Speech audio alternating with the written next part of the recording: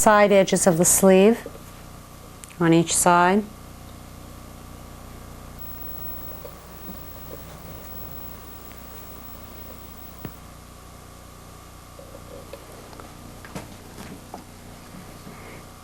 And then when I prepare the nylon knit, I'm going to fold it so that it's somewhat tapered at the top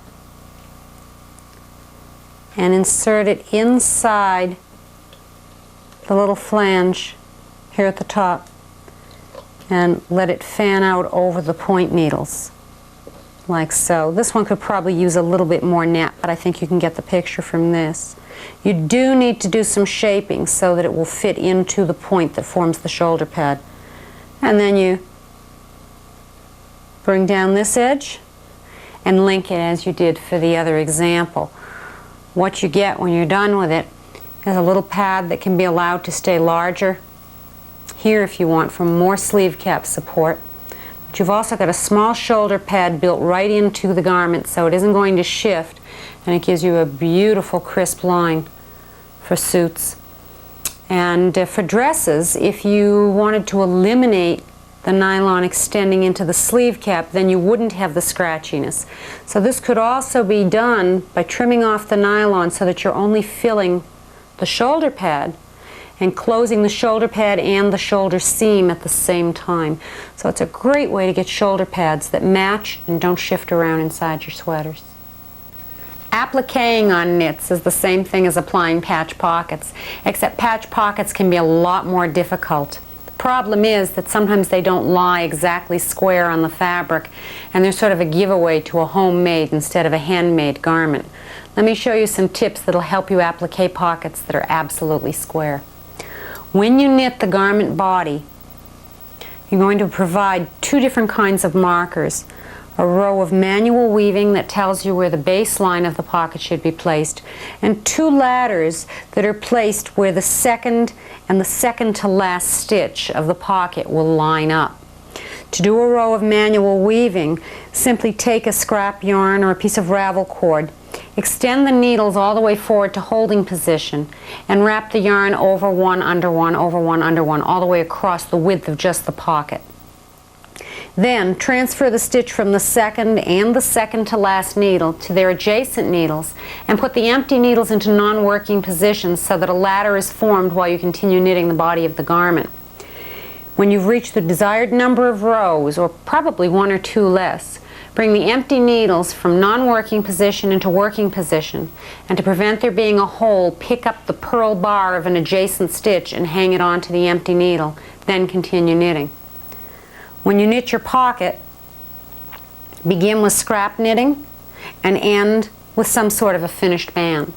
If I were working with very, very fine yarns, I would leave the second needle in from each edge out of work position so that it forms a ladder, making it easier to hang the fabric, but also creating a little more ease so that the pocket lies flatter. This yarn is too heavy for that, and it would create the same kind of a ripple that it did alongside the zipper. Let's put the pocket onto the fabric. Begin by positioning the baseline of the pocket placement onto the point needles, like so. And then, with the wrong side facing up like so, let's attach the main knitting onto the same point needles between the ladders that mark the pocket placement. The waste yarn from the pocket is extending above the point needles. The pocket itself extends below.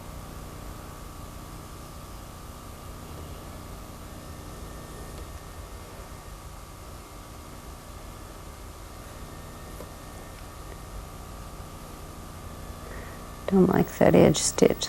There it is.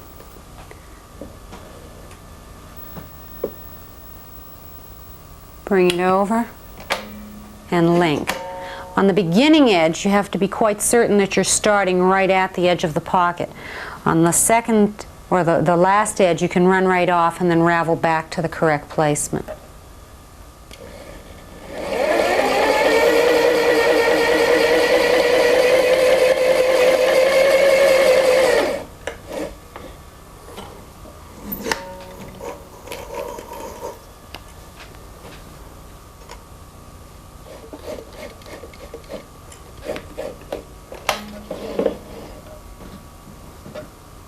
sure it looks good so you don't have to hang it again. Ravel back and make sure that you pull the last stitch to lock the chain to the inside of the garment. It's one less end to have to worry about. Okay. Make sure that the placement is where you want it, right above this marker row. The marker row can be removed, and so in fact can the waist yarn. Now this was a cast on edge, so to get rid of that waist yarn, what I'm going to do is clip the end of the first row of waist yarn stitches and pull the opposite tail, and the waist knitting will remove in one piece.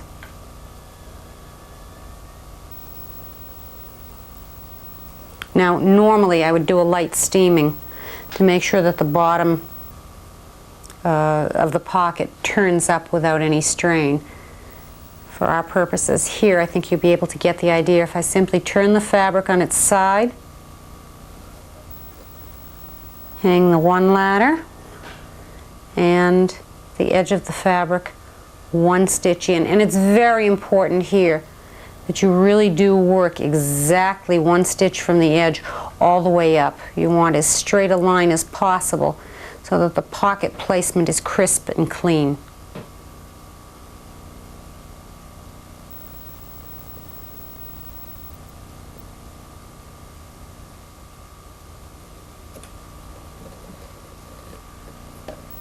Looks good. And again, you've got to line up the first stitch right at the beginning of the pocket. You don't have room for any extra.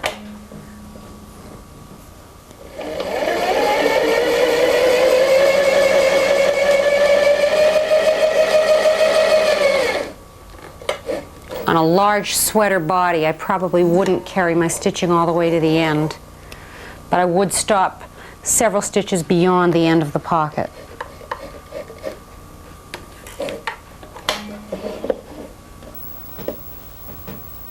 Let's ravel it back, tie it off on the back of the fabric, and then I've got a few other ends that aren't exactly where they belong. This one should be brought through to the back of the fabric also. But I think you can see that I would do the exact same thing here. Line this ladder up on the point needles this way. Put the second side of the pocket down, and there you have it. Perfect pocket placement. Hems, waistbands, and horizontal pleats are all constructed in exactly the same way on the linking machine. The fabric is knitted flat, and the placement for the hems or pleats is determined by stripes or rows of knit weave. Whether this fold over becomes a waistband or a hem depends only on the way that I turn the fabric when I hang it on the machine or how the fabric was knitted. The pleats across the middle of a fabric are constructed by lifting up one row of stitches and hanging them on the same point needles as the upper row and then linking it all off together. Let me show you how this is done on the linking points. I've already hung the open stitches on the scrap yarn on the point needles, and now I'm going to pick up the last row of the lighter colored yarn right here. But I'm only going to pick up every other stitch and hang it on the point needles because these aren't live stitches. I don't need to worry about securing each and every one of them. And the fewer stitches I can get away with hanging on the point needles, the less bulk I'll have. So whenever possible, if you can reduce the bulk and make a smoother joining, that's to be preferred.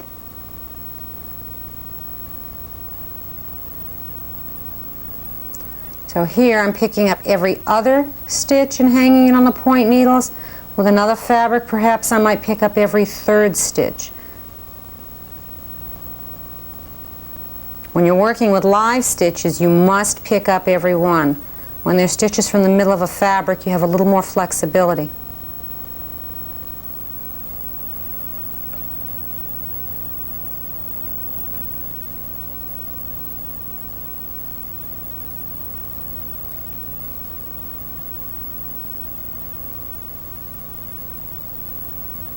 Now, let me show you what I'd do to get rid of all these ends. These are the yarn tails left over from when I knitted the fabric, where I changed from the light purple to the darker purple. I didn't work those ends in because I didn't have seams to work them into. I am going to just weave the tails over and under the point needles for a bit so that they'll be caught by the linking and can be clipped off after. It's a nice way to get rid of yarn ends, and all of these would be treated the same way when I close the other pleat. Over on the right side, I'm going to pick up the tail from the yarn I'll be linking with, and I'm going to weave it backwards through the point needles. Again, it doesn't have to be anything fancy, just enough to catch the yarn. Pull out the slack and position the first stitch in the middle of the guide, set the head, and link.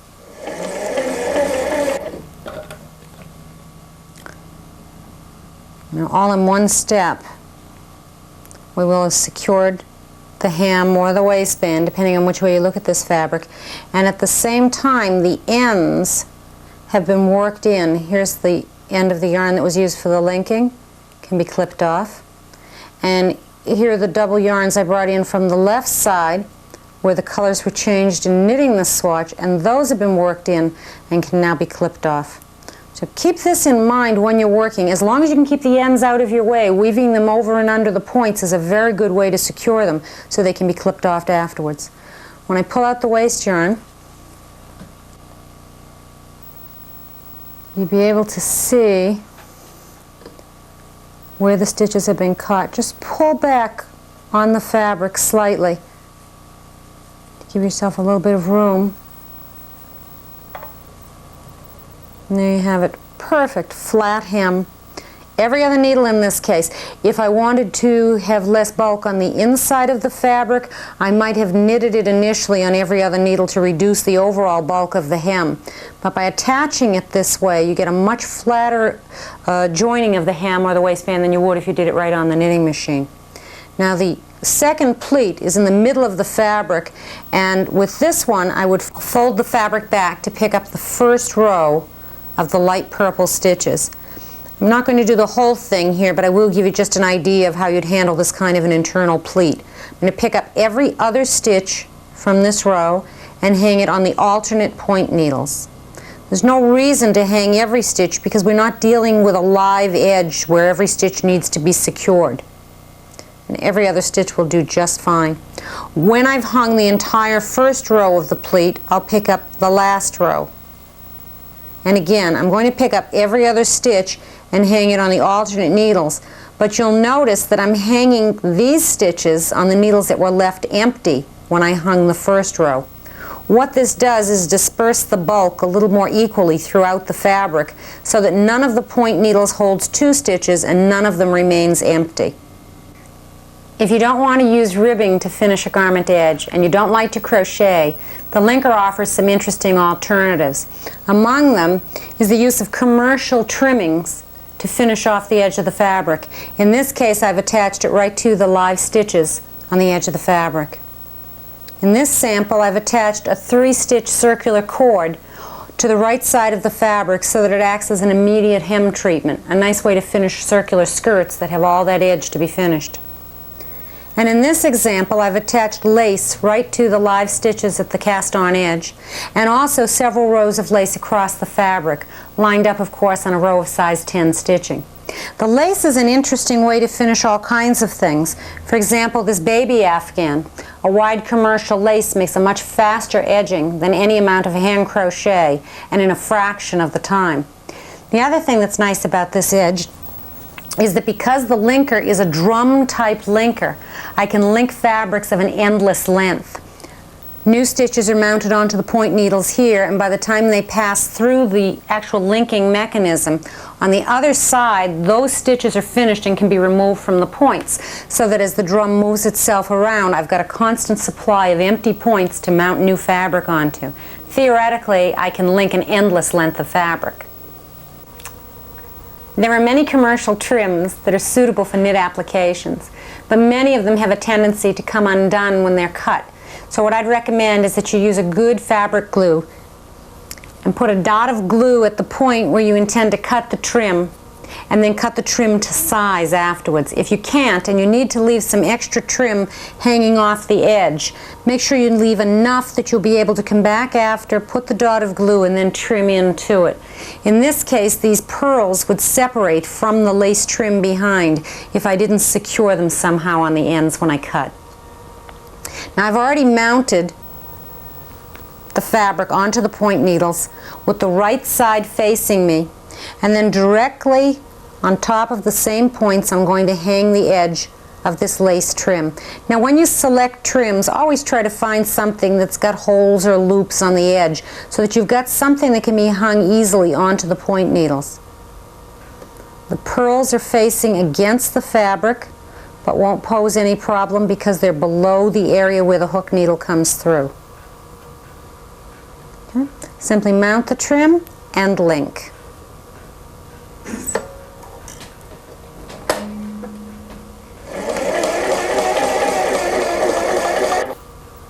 When the waist yarn is removed, you can simply fold the trim back, steam it into position, and you'll have a completed edge.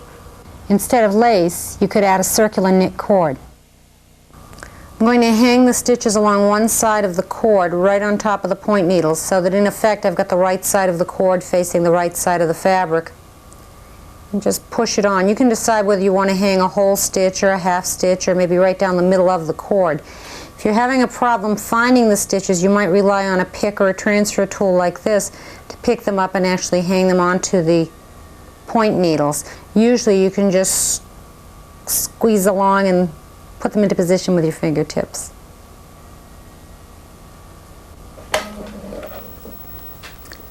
Now in addition to raveling back the linking yarn and locking the chain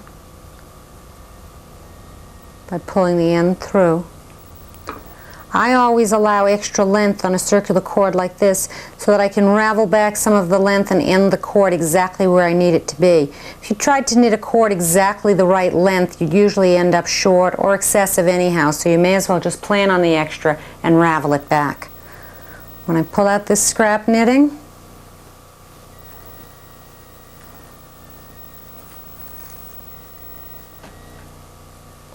I've secured all the live stitches in the fabric and attached a nice band right to the edge. If you wanted to, you could press the band away from the fabric and create more of a seamed effect, but the difference is only slight. You can attach a lace edging the same way you would the pearl trim or the circular cord that we just looked at. The rows of flat lace that were attached to this fabric were mounted on a size 10 row to make sure that they were straight, and the lace was added to the fabric just flat. Let me show you how I'd go about gathering a lace for a little bit fuller effect. First of all, I have my fabric hung across the size 10 row, and I'm going to fold back the end of the lace so that the raw edge doesn't stick out. And then add a little bit of extra ease every time I push the fabric back on the points so that I'm adding some gathering. The amount of gathering that you add will depend on two things. First of all, the style of the garment that you're doing and how much flounce and ruffle you want. And second of all, the lace. This is a very shallow lace. It's a cotton lace, so it's a heavier one. And it can't take too much gathering without distorting and really buckling up. This looks pretty good.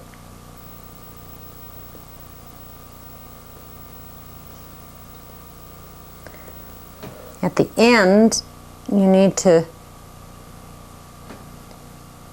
leave a little bit of extra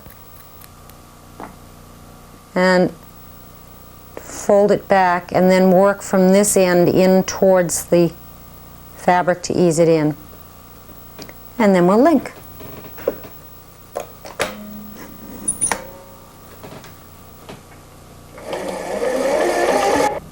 In addition to attaching lace horizontally and on the live stitches at the edge of a fabric, you can also attach lace and other trims vertically, again providing a ladder to make the ease that's necessary.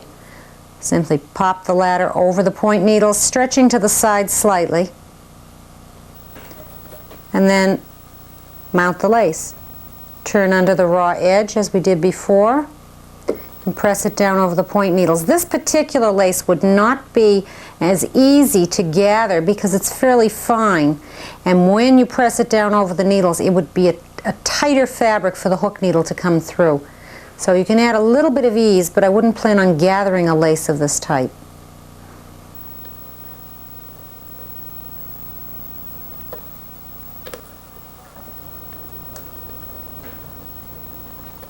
And link it off.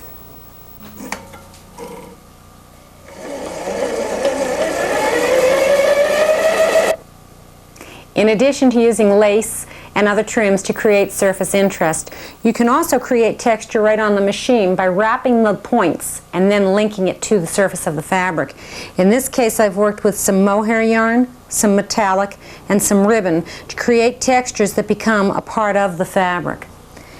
You don't even need to bother with ladders to do this. Just hang the fabric sideways, stretch it slightly, and try to follow the same line of stitches so that the effect will be straight. I'm going to do some simple wrapping with several strands of metallic yarn here. And all I'm going to do is switch the yarn that's under the points with the yarn that's on top. Catch it over, say, 3 points, and then give another twist and switch for which yarn is on top. This will catch the yarn between every 3 points. I'm going to bring it over and try to line the groove in the center of the guide up. Line it right up with the first position. There's no backing up on that.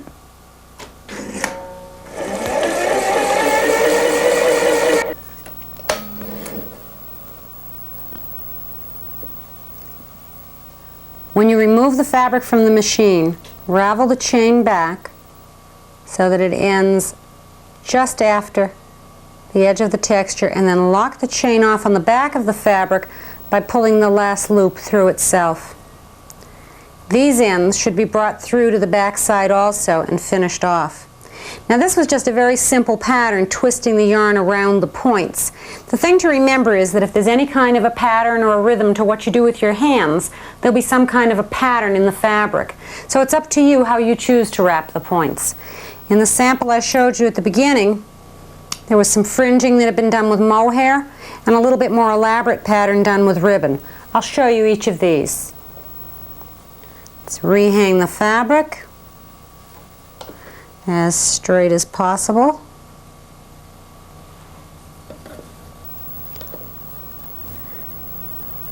And I'm going to catch the end loop of the ribbon around just one of the points, and then I'm going to establish a pattern. Let's say I wrap under 4 points and back over 2. This first time I'll go around all 4. Okay, now under the next 4 and back up so I catch the last 2. Wrapping under 4 and then bringing it all the way back over the last 2 of the previous group.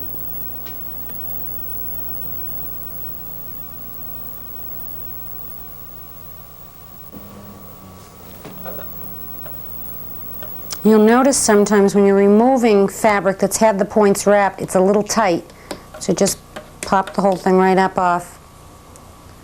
And there we have a little bit more of a connected design, a little more surface texture than we had with the metallic.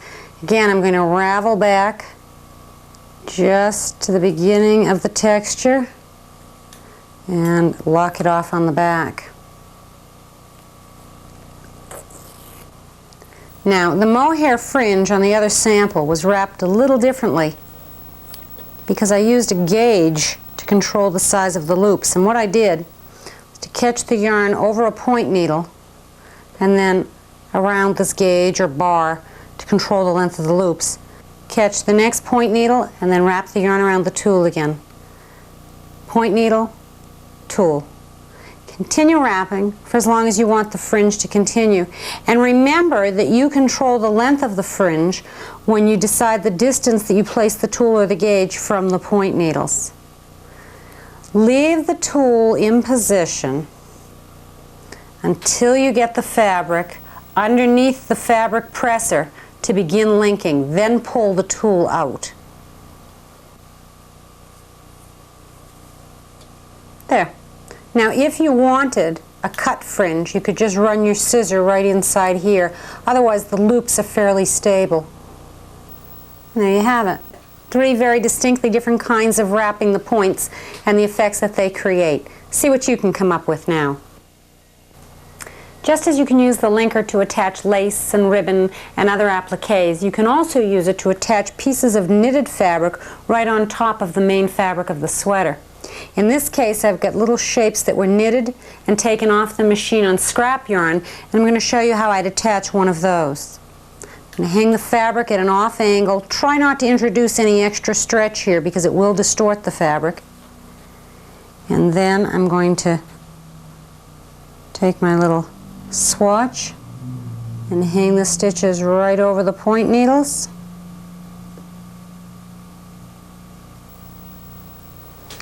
The last stitch is a little tricky. I'm going to catch it with the tool.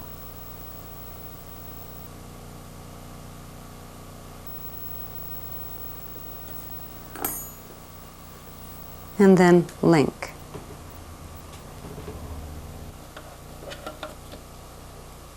Again, ravel back to secure the last stitch, and let's pull that through to the back.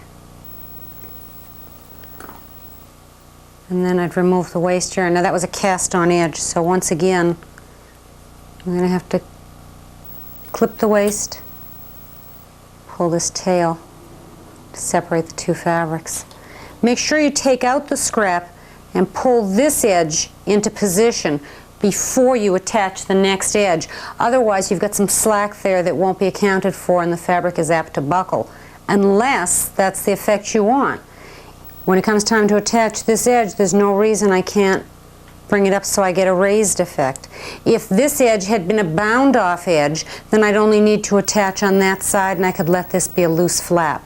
However you decide to attach it, it's fine, as long as you don't have to worry about raw edges. Pin tucking is a deceptively simple way to add surface textures to fabrics for designs that stand all by themselves or can be used in conjunction with lace or cables for extra surface interest. It's a very easy method that requires only that you prepare your fabric in advance and provide ladders that can be hung together on the points of the linking machine. In this example, I've knitted about 20 rows and then transferred this stitch and this one to the adjacent needles and left the empty needles in non-working positions so that a ladder would be formed the length of the fabric. I knitted about 10 rows and then emptied this needle, this one, and this one to create 4 more ladders, and continued knitting and then later created the rest of the ladders. What we'll do is turn the fabric on its side and make sure that when I fold, each point needle catches one ladder and then the second ladder on the other side to create a pleated shape, like this. You can see right through the ladders when you fold it. And I'll feed that ladder on. When I reach the end of the ladder, I'll just taper off the edge of the fabric and let my linking run right past it. And move the points around so I can link. Okay, now I'm going to ravel the chain back to the base of the ladder. I've let it run off the fabric because I had no other way to end it. If I go too far, I can always use a crochet hook and put one of the stitches back, but that should do it right there. And pull it through. So there's my first pin tuck. Now it's important when you hang the fabric on the machine to work from the end here to the point where you can go beyond it. You would never put this on the machine this way and try to start at exactly that point. It's easier to ravel back where it's more crucial. So always link towards the more crucial point. The top of this won't matter if it's 1 stitch more or less. This is a longer pleat or pin tuck, so I need to hang more fabric. That marks the end of it. And we'll link this one as well.